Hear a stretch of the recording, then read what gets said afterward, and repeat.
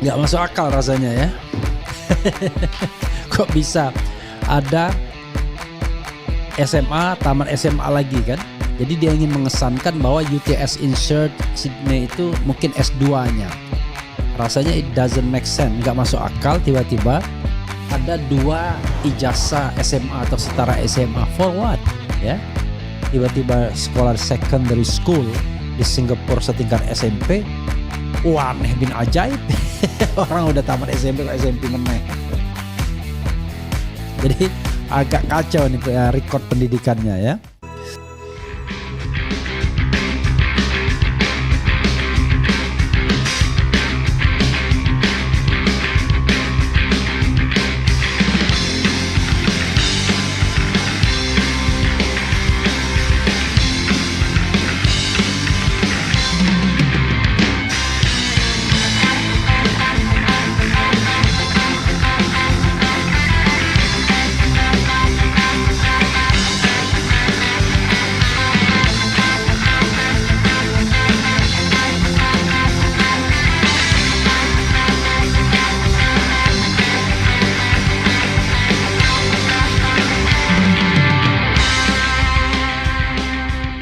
Kita lihat hal yang menarik ini ya, soal Fufu Fafa.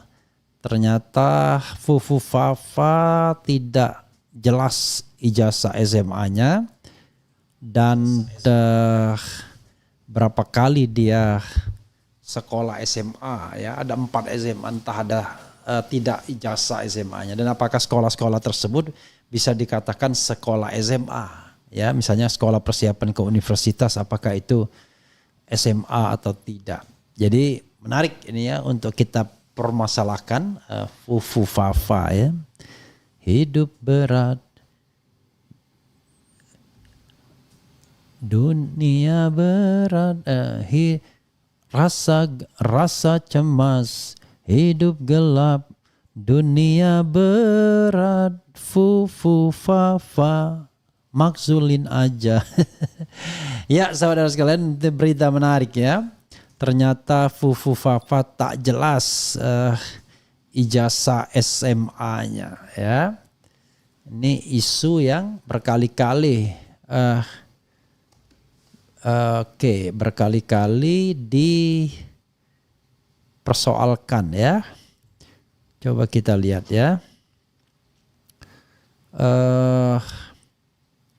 Data pendidikan saat maju Pilpres dan Pilkot berbeda. Publik tuntut Gibran perlihatkan ijazah SMA. Punya enggak? Kayak bapaknya juga ya. Punya enggak ijazah SMA ya? Kok bisa kita mengalami 2 tragedi seperti ini? Ya, coba kita. Enak sekali ini kopi puntang ini ya. Kopi puntang Arabica ya. Oke. Apa nih? Data pendidikan saat maju tidak jelas ya. Jadi saudara sekalian, Fufu Fafa ini lama-lama diinikan juga nih. kena dolar kuning juga nih kan. Oke. Riwayat pendidikan Gibran Rakabuming menjadi sorotan dan perbincangan hangat di media sosial. Dirinya dituding memiliki 2 data berbeda ketika maju sebagai calon wakil presiden Indonesia dan calon wali kota Solo. Cuitan mengenai data pendidikan Gibran Rakabuming ini diunggah ke laman X oleh akun @zai34562 dan menjadi viral dalam waktu singkat. Cuitan ini menuai berbagai reaksi dari netizen di media sosial tersebut. Oke, kita minum dulu sambil ngopi ya. Lumayan ya. Terima kasih rekan Marwan Batubara yang sudah memberikan kopi puntang ini ya. Akun ini menyebut jika Gibran Rakabuming diduga menjalani pendidikan di 4 SMA berbeda, yaitu SMA Santo Yosef di Solo, SMA Kristen di Solo, SMA Orchid Park Secondary School di Singapura, dan SMA UTS Insert yang berada di Australia.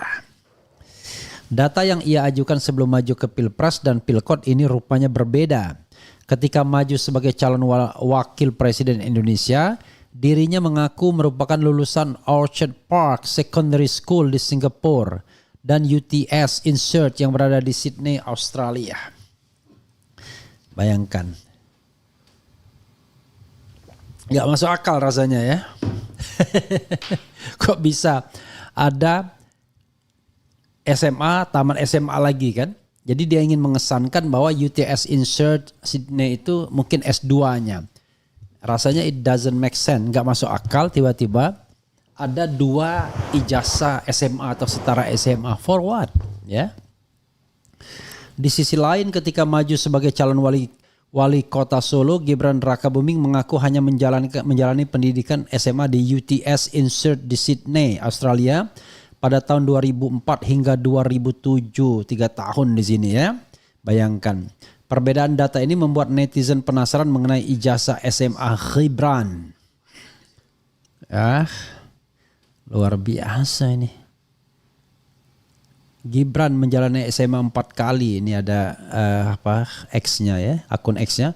SMA Santo Yosef Solo, SMA Kristen Solo, SMA Orchard Park Secondary Schools Singapura, SMA UTS Insert Australia. Mana ijazah SMA Gibran? Punya gak? Ya, kira-kira berani nggak ini ya? Kalau nggak berani ya susah ya. Jadi anggota DPR itu harus peka terhadap ini ya. Ijazah Jokowi tidak pernah diklarifikasi. Ini ijazah Gibran juga ya. Dia masuk kuliah di MDS Singapura pada 2007 dan lulus 2010. Sebelum kuliah, dia menempuh sekolah menengah atas SMA di UTS Insert Sydney, Australia dari 2004 hingga 2007 ya. Jadi di MDS itu juga nggak jelas juga ini institusinya ya. Saat calon wali kota, ini saat calon wali kota ya. Saat calon presiden, SMA, jadi cuma SMA doang ya. Jadi SMA Orchard Park Secondary School Singapura 2002-2004, kemudian SMA lagi UTS Insert Sydney 2004-2007, kemudian MDIS Singapura 2007-2010, nggak jelas ya MDIS itu. Apa gelarnya, apakah itu sekolah benar atau enggak ya. Begitu ya sobat daerah sekalian. Jadi ngapain SMA 2 kali ini. Oke. Kita lihat saja nanti ya. Kita lihat saja nanti. Jadi sobat sekalian, saya mau bersantai-santai ya sambil ngopi, sambil membaca, dan hopefully you are okay with me ya. Oke, coba kita bacakan komentar sobat RH sekalian terkait dengan hal ini. Memang agak aneh kalau orang kemudian menjalankan SMA sampai 4 kali, itu bingung kita ya. Karena biasanya ya kalau dia misalnya kelas 2 ya kelas 2 ngulangnya, masa ngulangnya dari kelas 1 lagi ya. Jadi Santo Yosef sama SMA Kristen tuh ngapain? Nah itulah, karena itu harus need to be clarified ya, need clarifications. Pertama, kelihatan hebat karena bantuan teman-teman Bapak E. Waduh, partainya harus tahu itu. Mau dibahas sampai kita mati pun percuma bang, gak akan diproses. Selama mereka masih berkuasa akan jadi omon-omon saja seperti kemarin guru-guru kena prank. Iyalah, jangan kita putus asa. Tujuan kita membahasnya ya, itu memberikan pengetahuan publik soal apakah ditindaklanjuti oleh DPR atau tidak. It is not our business ya. Kita rakyat biasa ya. Fu fa fa maksulin aja gitu ya. Apa tanggapan Refli Harun tentang arogansi Rano Karno yang bilang kemenangan bukan efek Anies dan kalaupun ngefek maksimal hanya 5%. Padahal survei mereka bulan September hanya mentok di 36,50%. Nanti kita tanya Rano Karno ya. Apakah saudara setuju kalau saya undang Rano Karno di podcast, saya kira tidak ada masalah lagi kan. Walaupun kita gercos, tapi saya juga pengen tuh tanya yang bersangkutan ya. Keren, cadas, salam sehat buat Bung Refli Harun sekeluarga. Reflinya pakai Y ya. Waduh, record tuh Fufafa 4 kali SMA, wah ya. Karena bapaknya berhasil maka jalan itu jadi peluang. KPU ngapain saja, makanya pada ngajuin pemakzulan. Berangkat. Sekolah Menengah Kutub Utara gubrak. Bang Refli Harun bahas Menlu Sugiono yang viral diolok-olok netizen karena pidato bahasa Inggris dia yang minim vocab. Salah grammar, medok Jawa dan salah pronounce.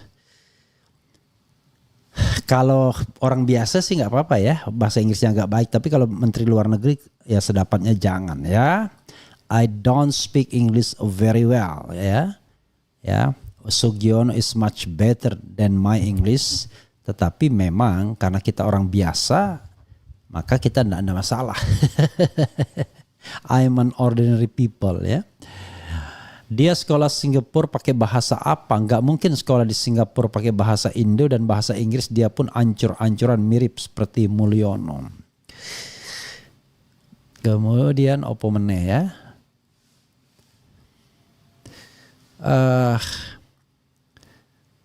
Minta topinya. Wah, saya aja dikasih. Minta kepada sahabat saya di New York sana ya. Makasih Lia ya. Itu dipotong ya apa yang diucap Rano Karno. Kalau mau fullnya dibocor halus gitu ya. Kemudian mungkinkah doi narkoboy? I don't know exactly ya.